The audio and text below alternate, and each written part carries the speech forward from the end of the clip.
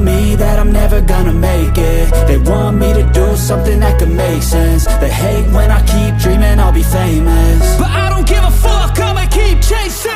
I got all this potential that's deep inside of me, but they hate when you're successful cause they try to be. They sit there being judgmental because you're trying things, and they just want you to settle and do the right thing. So get a good job, don't slack off. Wake up every morning, make a good impression on your boss. Don't do anything that I wouldn't do, and when you're making money, make sure you don't spend it too soon.